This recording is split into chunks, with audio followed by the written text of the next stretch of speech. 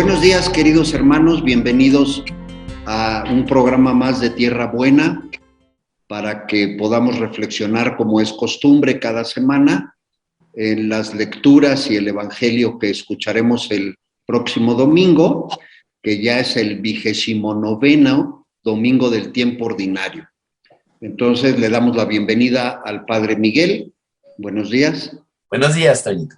Al Padre Jaime. Buenos días, Padre Jaime. Al Padre Victoriano. Buenos días. Y bueno, ahora nos va a hacer favor de hacer la reflexión el Padre Victoriano.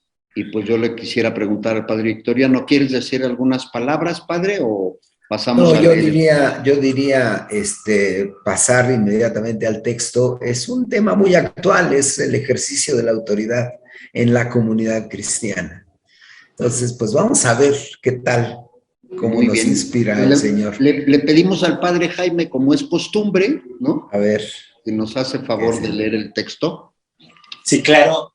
Del Evangelio según San Marcos. En aquel tiempo se acercaron a Jesús los hijos de Zebedeo, Santiago y Juan, y le dijeron: Maestro, queremos que nos concedas lo que te vamos a pedir. Les preguntó: ¿qué quieren que haga por ustedes? Contestaron: concédenos sentarnos en tu gloria, uno a tu derecha y otro a tu izquierda. Jesús les contestó: ustedes no saben lo que piden. ¿Pueden beber el cáliz que voy a beber yo y recibir el bautismo que yo voy a recibir? Ellos contestaron: sí, podemos. Jesús les dijo: el cáliz que yo voy a beber lo beberán y recibirán el bautismo que yo voy a recibir, pero el sentarse a mi derecha o a mi izquierda no me toca a mí concederlo, está ya reservado. Los otros 10, al oír aquello, se indignaron contra Santiago y Juan, y Jesús, reuniéndolos, les dijo: ustedes saben que los que son tenidos como jefes de las naciones las dominan como señores absolutos y les hacen sentir su autoridad. Pero entre ustedes no debe ser así. El que quiera ser grande, que se haga el servidor de todos, y el que quiera ser primero, sea esclavo de todos, porque el Hijo del Hombre no ha venido para que le sirvan, sino para servir y dar su vida en rescate por todos. Bien, gracias, Jaime. Pues es un texto que podríamos como dividirlo en dos partes, ¿no? La primera parte, que tiene que ver con todo el planteamiento de toda esta sección que hemos venido reflexionando a propósito de del seguimiento de Cristo, ¿no? De la secuela Christi. Y la segunda parte como la indicación al interno de la iglesia, ¿no? Es impactante el contraste que existe. Es el tercer anuncio de la pasión que aparece en Marcos, y corresponde en estos anuncios en Marcos, corresponde una dificultad de comprensión en los discípulos, ¿no? El maestro está hablando de hay que ir a Jerusalén, ahí ser entregado, es necesario que el Hijo del Hombre padezca, etcétera, y la resurrección. Y el contraste de los discípulos, que es la dificultad de todos nosotros, ¿no? No queremos en nuestro horizonte la cruz. La cruz nos cuesta trabajo comprenderla. Y bueno, ya hemos dicho en muchas ocasiones a propósito de la cruz cómo hay ideas o mitos, leyendas a propósito de la cruz. Y yo creo que esta combinación que hace el evangelista con lo que sigue de las relaciones en la comunidad nos ayuda, nos da la posibilidad de dar un pasito adelante en la comprensión de la cruz, del misterio de la cruz en nuestra vida. Hay que decir también que los discípulos tenían también la dificultad, como la seguimos teniendo nosotros, de entender la acción o el mesianismo de Cristo en el modo en que Él viene a anunciarlo, ¿no? En el modo en que Él se presenta como Mesías.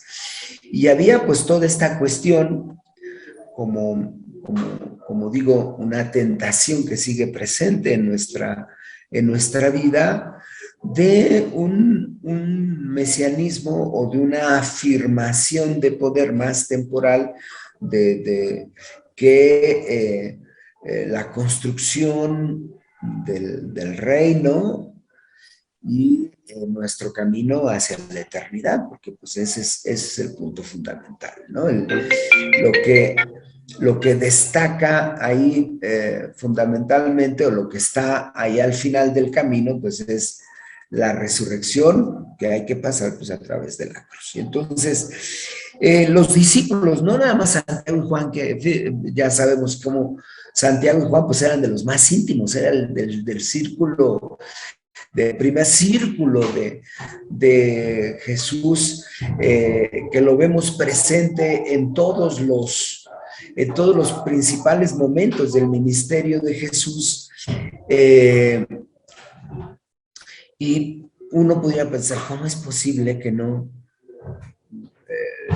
les viene como ni siquiera la duda? Pero en realidad, pues es el problema de todos, porque ya después los otros 10 le echan pleito, porque dicen que gandallas, estos ya quieren amachinar los lugares principales y nos quieren dejar excluidos.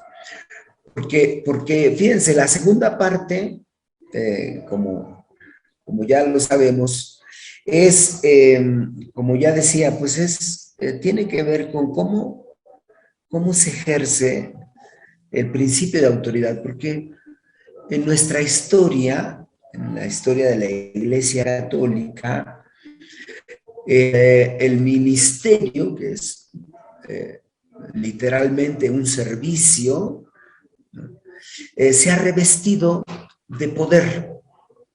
No siempre de autoridad, sino de poder, ¿no? Y por estas lógicas de una estructura jerárquica,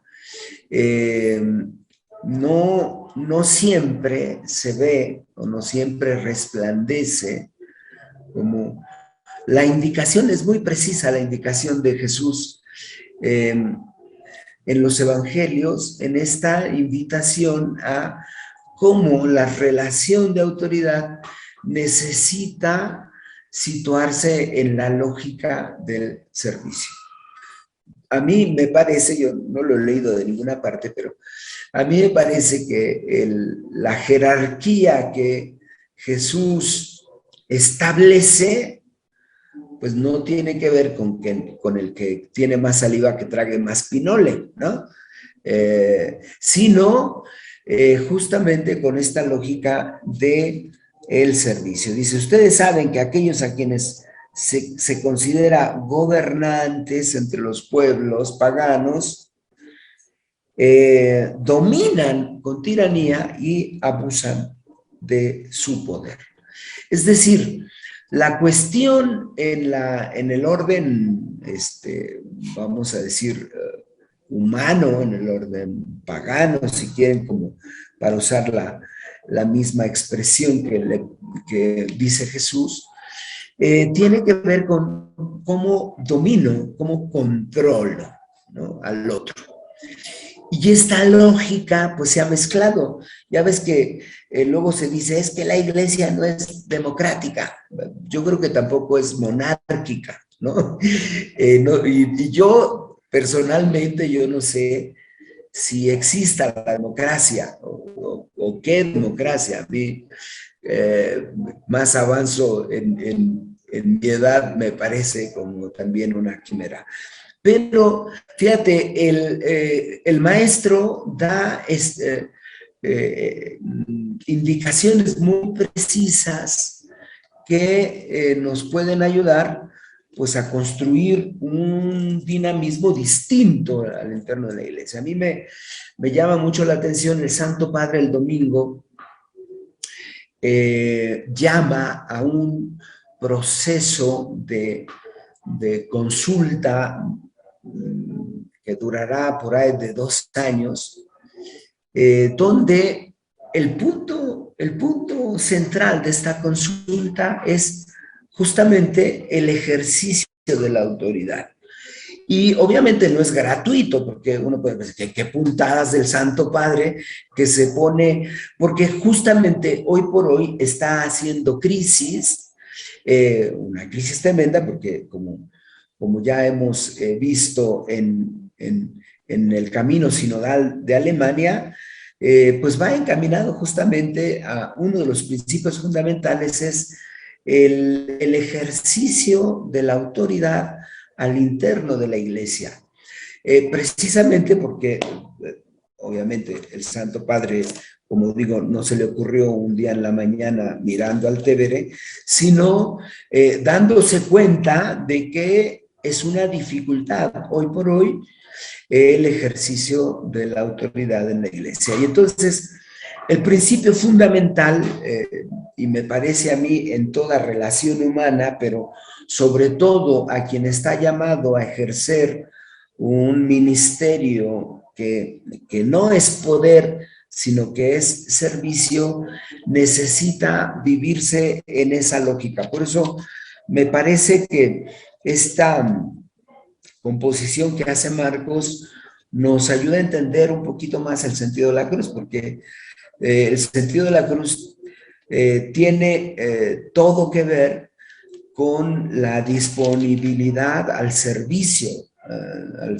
del reino, es decir, al servicio del anuncio del evangelio y al servicio de los demás, ¿no?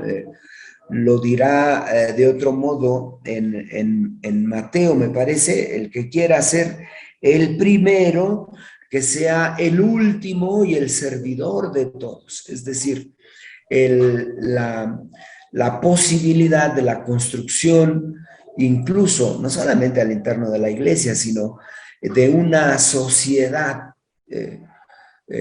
diferente, de una sociedad más humana, más no parte del presupuesto de que yo te voy a decir a ti cómo hacer, ¿no? Yo te indico el camino, yo te corrijo, yo te recorto, yo te domino, yo te controlo, sino cómo a partir del testimonio de una vida de servicio se puede transformar el corazón de la persona humana. Y entonces, como decía al principio, pues me parece un tema más que actual, porque pues es una de las dificultades, no solamente de los grupos, vamos a decir, progresistas en la Iglesia Católica, sino también de una gran crisis en los grupos más conservadores, que ven una estructura piramidal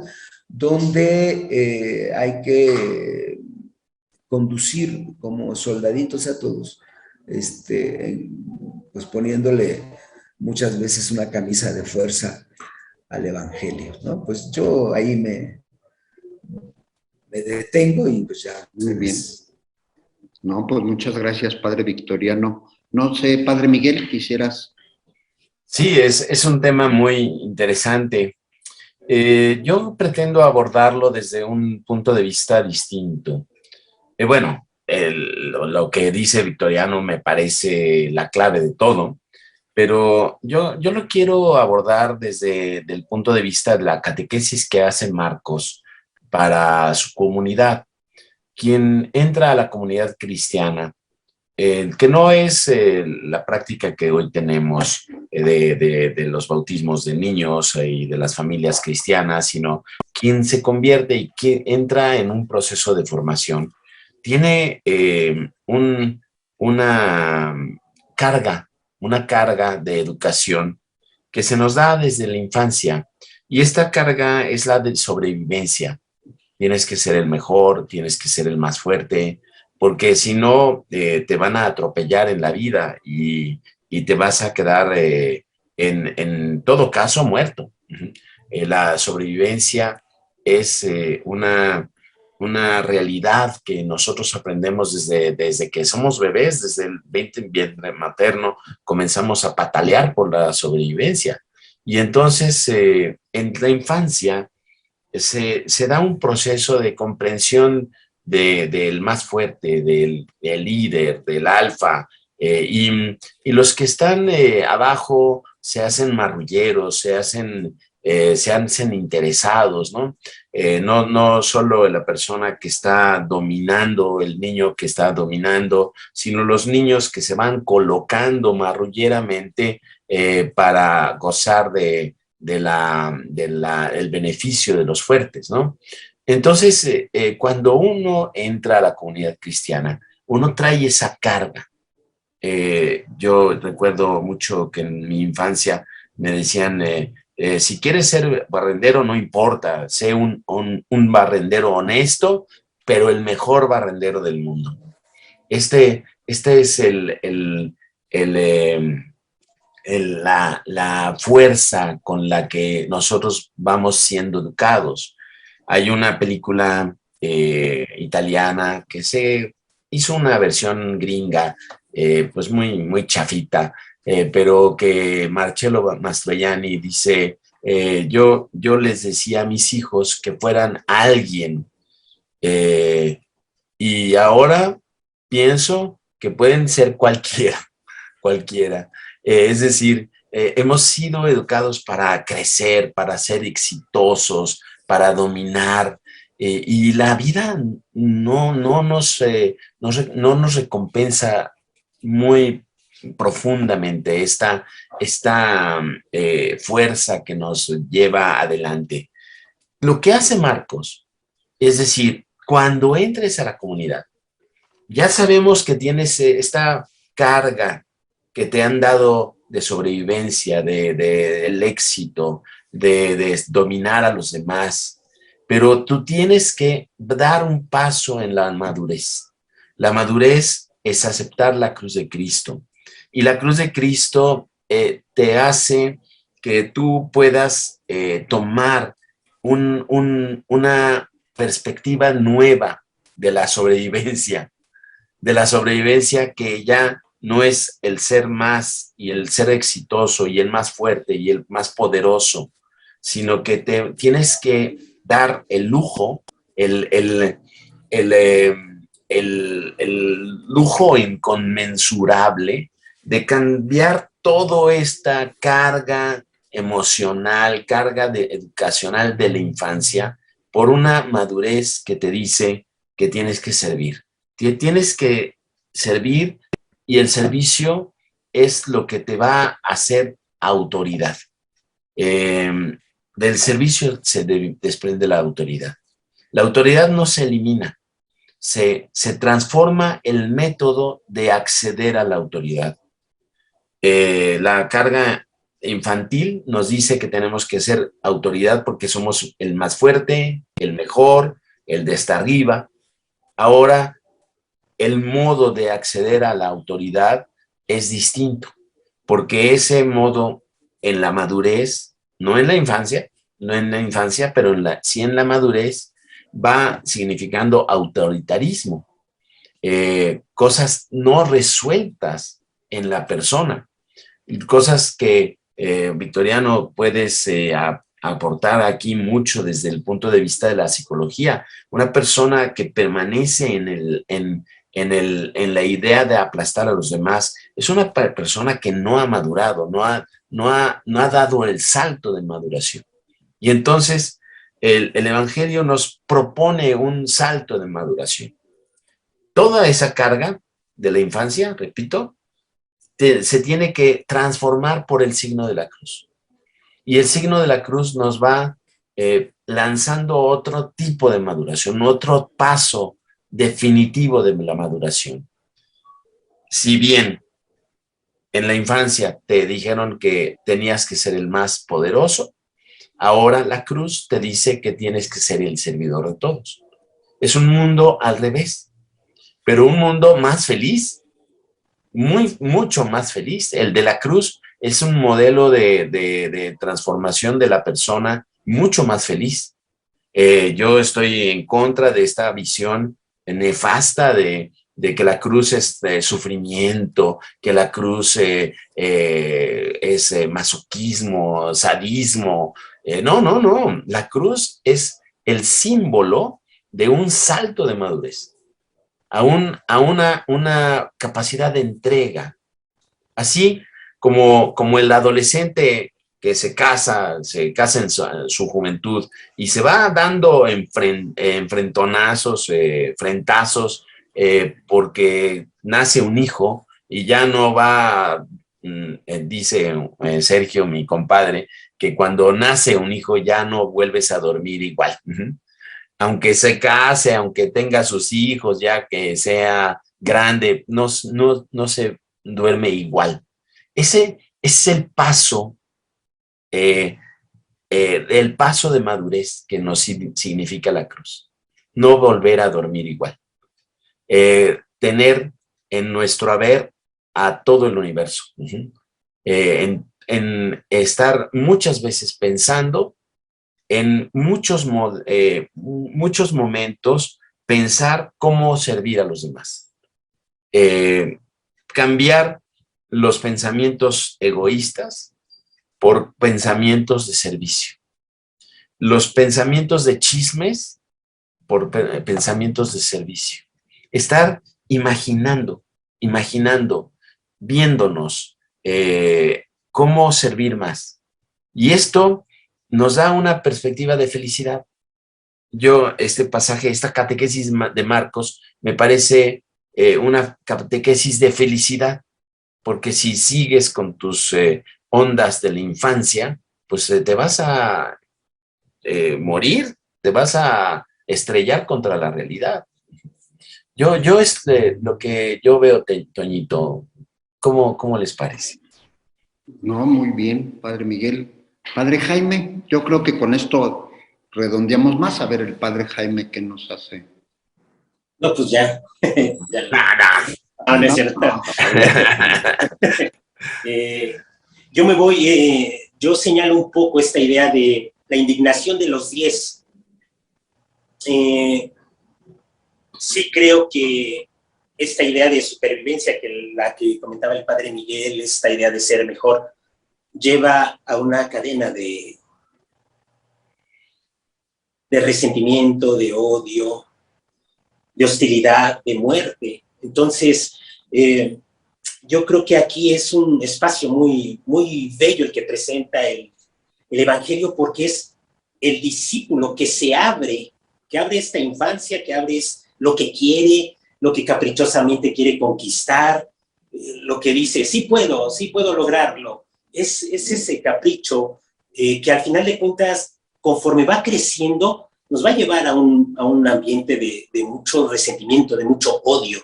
Por supuesto que si yo me siento aplastado, pues voy a tratar con odio, voy a tratar con resentimiento, y por supuesto que a veces este resentimiento ni siquiera es tan evidente, a veces es más escondido, más reservado, y entonces esto se vuelve dramático. La enseñanza de Jesús es bella porque reúne a los discípulos. Nuestra forma de sobrevivir, de encapricharnos con el poder, con la altura, con esta imagen piramidal de la vida, de decir yo estoy arriba, Jesús congrega, no divide, sino congrega, llama a los discípulos y les hace mirar que lo que va a generar esta forma de ser es precisamente odio, muerte, sometimiento, dominio, y dice, entre ustedes no va a ser así. Pero este pasito, esto de que se indignaron los discípulos y Jesús los llama para mirar el odio que se produce, es interesante cómo Jesús les hace mirar hacia afuera lo que puede haber adentro. Miren, los jefes de los pueblos tiranizan, los jefes de los pueblos tratan de hacer el bien, pero sometiendo. Y les ayuda a palpar que lo que ven hacia afuera es lo que tenemos adentro. Y corremos el riesgo de tenerlo.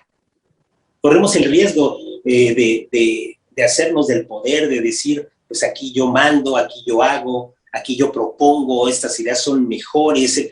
Todo eso se revuelve cuando no se sirve, cuando no hay un sentimiento de servicio. Entonces, ya la otra enseñanza, además de mirar todo el odio que genera esta tendencia a buscar sobrevivir y ser el mejor, la otra enseñanza es ver al crucificado, sí nos enseña a servir, pero antes de servir vean que el Hijo del Hombre no ha venido a ser servido, sino a servir y a dar la vida, que es el mensaje de la cruz, ¿no? A dar la vida en rescate por todos. Es como si Jesús nos llevara a mirar nuestra impotencia en el servicio. No quisiéramos servir, pero no podemos. Necesitamos a Jesús. Necesitamos mirar a Jesús, necesitamos concentrarnos en Jesús, necesitamos, pues, en la comunidad cristiana, fortalecer nuestra relación con Jesús para que sí se dé este salto de la que hablaba el Padre Miguel, para que se vaya transformando nuestro propio interior. Pero sí, por supuesto que este proceso es mirar todo este sentimiento de odio que genera el sentirme que tengo que sobrevivir y tengo que aplastar al otro para vivir. Pues sí, esto genera mucha violencia, una cadena de violencia, una cadena de hostilidad, y que Jesús señala muy bien, y que nos anima a mirar a Jesús, nos anima a mirar al Hijo, nos anima a mirar al que viene a servir y a dar la vida, pues, y sabemos que mirar no es nada más contemplar una imagen, sino es interiorizar, hacer nuestra esta experiencia que Dios nos ofrece de su amor. Por ahí yo también iría. Y no querías hablar. ¿Verdad? Híjole. No, bueno, pues yo nada más quisiera, digo, yo creo que ya todo lo que dijeron el padre Victoriano, el padre Miguel y el padre Jaime está súper bien. Yo nada más quisiera puntualizar esto, ¿no? Cristo nos invita a servir como Él sirvió. Y nos invita a dar nuestra vida también, ¿no? Pero este servicio que nosotros debemos de hacer y ese entregarnos al otro tienen que estar siempre orientados a ayudar al otro en su redención, ¿no? Porque Cristo, toda su vida, y Él lo dice varias veces, vino para redimirnos. Entonces, el servicio, la predicación que hizo, su pasión, su muerte, está para la redención. Entonces, todas las palabras que Él nos dirigió, todos los ejemplos que Él puso, estuvieron encaminados a prepararnos para esa redención. Entonces, yo diría, no perdamos de vista eso. Tenemos que servir a nuestros hermanos sin perder de vista que tenemos que ayudarlos y cooperar para la redención, ¿no?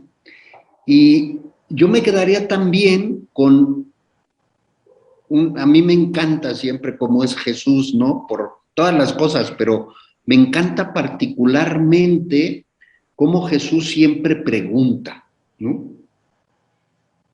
Le pregunta a Santiago y Juan, ¿no? Cuando Juan ya leímos el texto, les pregunta, ¿podrán pasar la prueba que yo voy a pasar? Les pregunta y ellos dicen, sí podemos.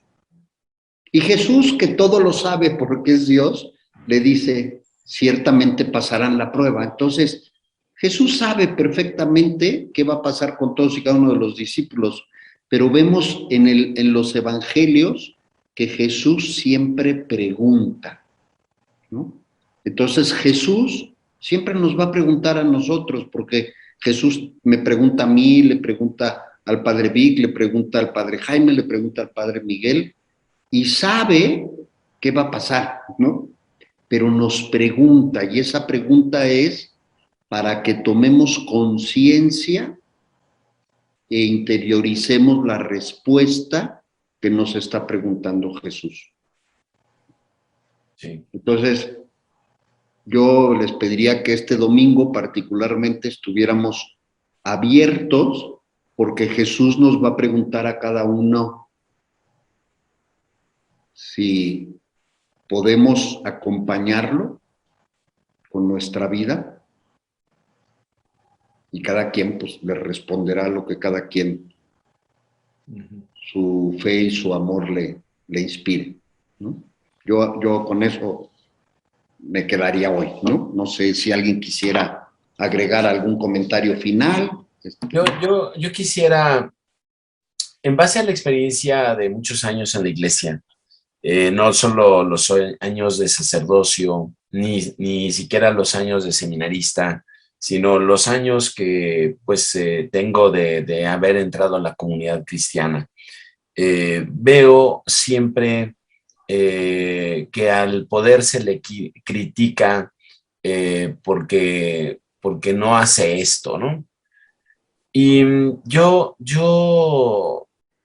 no sé si me voy a explicar, pero yo siento que esto no es para criticar a los demás, sino es para una introspección, cómo estoy accediendo a la autoridad yo. Porque he visto muchos rebeldes de la autoridad que la critican.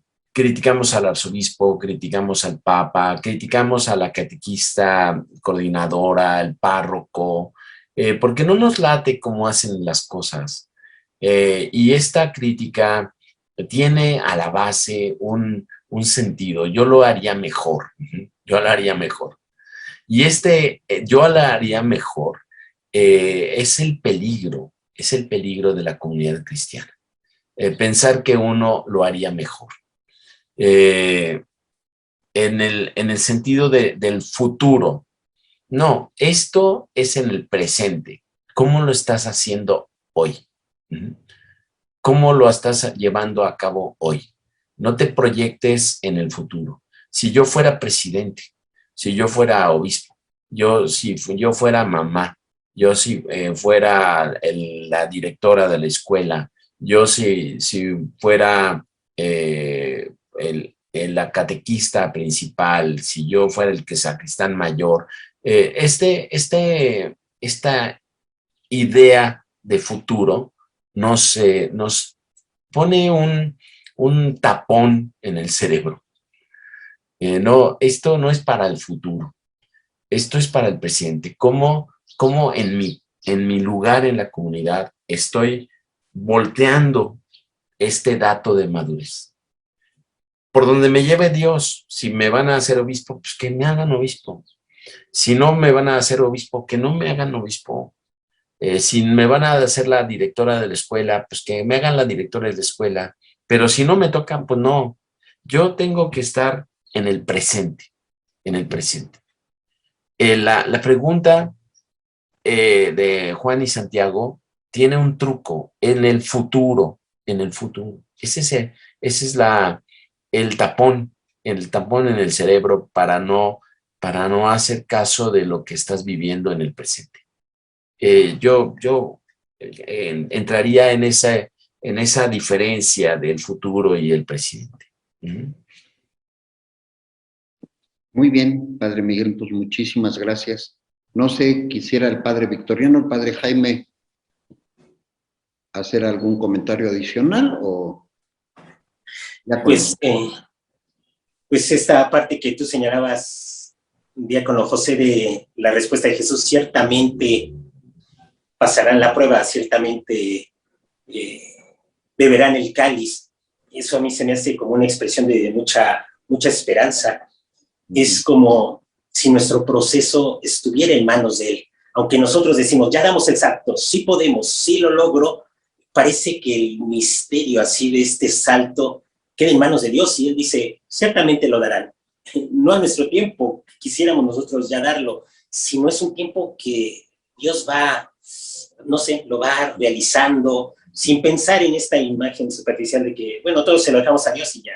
No, sino ese misterio de la vida en donde Dios va actuando y que uno piensa que ya dio el salto, ya creció, cuando en el fondo dice, espérate, parece que más adelante.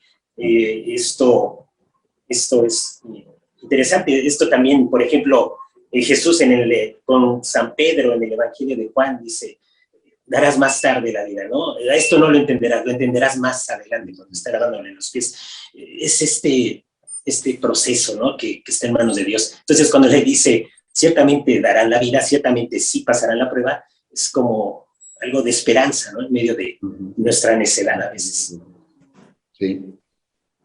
Muchas gracias. Padre Vic, ¿algo final? No. No es a fuerza. No. Bueno, pues muchísimas gracias a los tres.